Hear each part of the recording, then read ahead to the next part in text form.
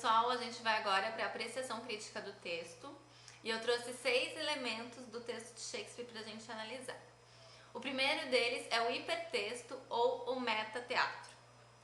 De acordo com Paves, metateatro é o tipo de peça ou de representação que tem por assunto a representação de uma peça de teatro. O público externo assiste a uma representação no interior da qual um público de atores também assiste a uma representação. A gente vê isso em Sonho de uma Noite de Verão, porque dentro dessa peça está sendo apresentada a mais lamentável comédia, a mais cruel morte de Píramo e Tisbe, que na verdade é baseada na peça de Ovídio, ou seja, a gente tem uma representação dentro de uma representação dentro de uma representação. Outra questão bastante curiosa dessa questão do hipertexto e metateatro é que Sonho de uma Noite de Verão, de acordo com alguns estudiosos, foi encomendada para ser encenada dentro de um casamento, que, por acaso, a mais lamentável comédia, a mais cruel morte de Píramo e Tisbe, também foi encomendada para ser apresentada dentro de um casamento, o que mostra novamente essa questão do metateatro. Além disso, a mais lamentável comédia também faz referências ao próprio Sonho de uma Noite de Verão, da questão dos casais que fogem, né, em busca do grande amor, viver o grande amor, assim como também a peça do Romeu e Julieta, porque no final, tanto Píramo quanto Tisbe se desencontram e acabam morrendo ao final da peça, como em Romeu e Julieta, que era a peça que Shakespeare produziu antes de Sonho de uma Noite de Verão. Dentro dessa questão do metateatro, a gente pode trazer um pouquinho a questão da paródia, porque na verdade a peça, a tragédia do Ovídio,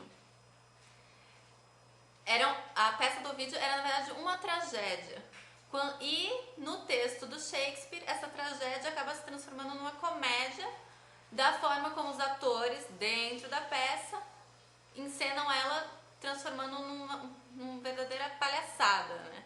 Então aí ele traz um pouquinho da questão da paródia também, que a gente pode analisar. Duas questões que são bastante abordadas por vários pesquisadores é a questão do amor e da sexualidade no texto do Shakespeare. Alguns críticos gostam de dizer que, na verdade, a peça é sobre o amor, sobre a busca pelo amor, que os casais que estão apaixonados, né, descobrem outros amores, enquanto outros pesquisadores preferem dizer que Shakespeare tinha uma tendência aí ao apelo sexual, a traçar da questão da liberdade sexual. Como exemplo, a gente pode trazer aí a troca-troca de pares, que poderia indicar a liberdade sexual, que também está presente em vários diálogos de duplo sentido. Na questão do amor, a gente pode ver que Demétrio fica feliz e se casa quando descobre o amor que ele sente pela Helena, graças a uma poção mágica, como se fosse o amor fosse uma coisa mágica, assim como também acontece com a Titânia.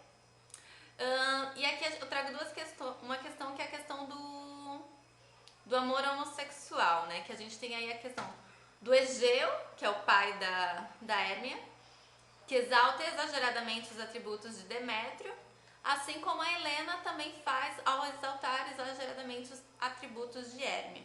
E eu trago, então, 2 exemplos para vocês, dois trechinhos.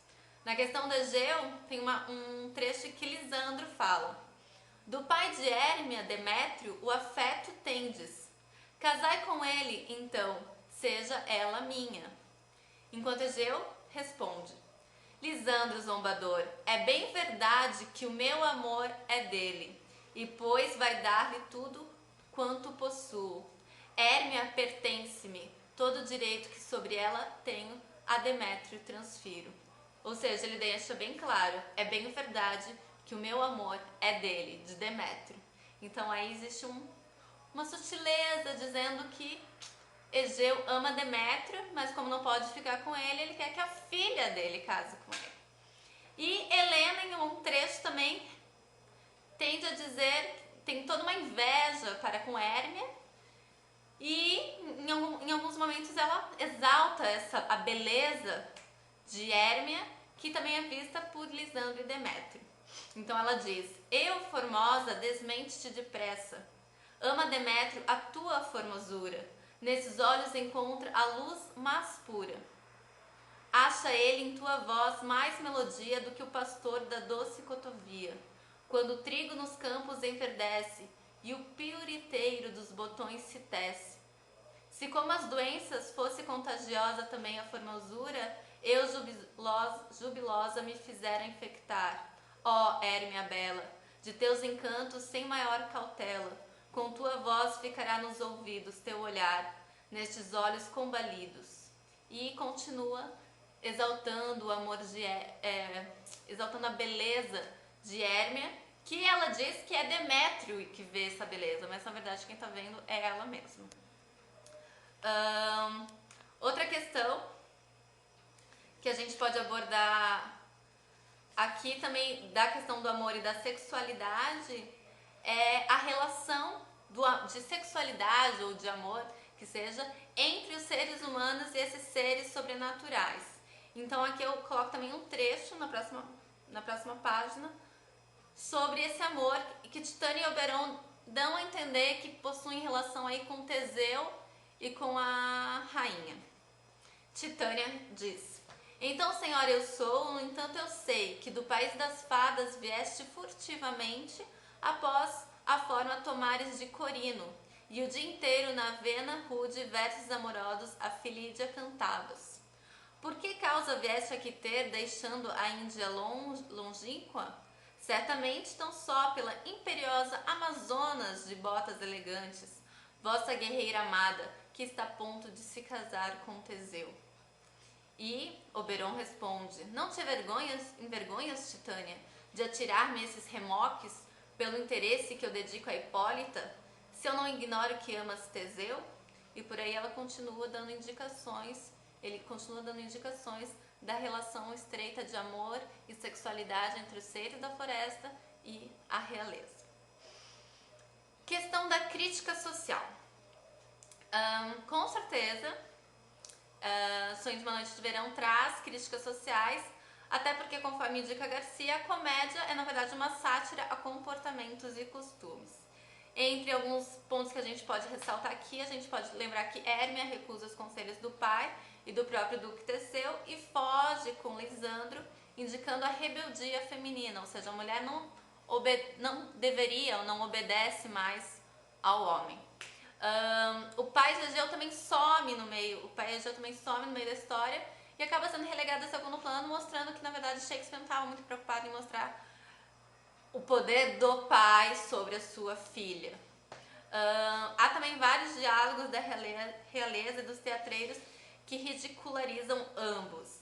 Entre esses diálogos eu trouxe aqui, eu separei também um pedacinho.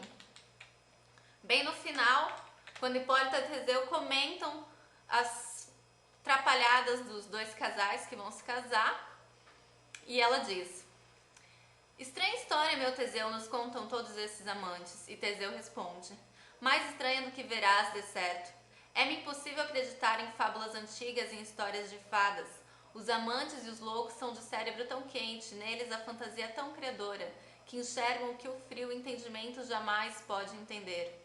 O namorado, o lunático e o poeta são compostos só de imaginação. Um vê demônios em um número maior de quantos comportar pode a vastidão do inverno. Tal é o caso do louco. O namorado, não menos transtornado do que aquele, enxerga a linda Helena em um rosto egípcio. O olho do poeta, num delírio excelso, passa da terra ao céu, do céu à terra, e como a fantasia dá relevo a coisas até então desconhecidas.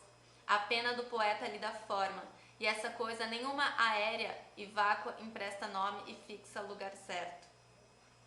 É a imaginação tão caprichosa que para qualquer mostra de alegria logo uma causa inventa de alegria, e se medo lhe vem de noite em curso, transforma um galho à toa em feroz urso. Contudo, Hipólita responde: contudo, as ocorrências dessa noite, tal como eles as contam, e as mudanças por que todos passaram, testificam algo mais do que simples fantasia, que certa consistência se acaba tendo, conquanto seja tudo estranho e raro.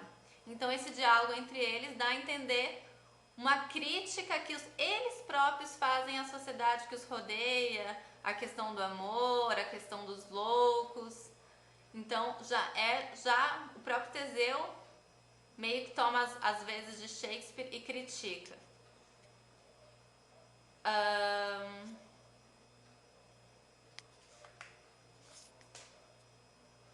Tá, e agora? 10 minutos só.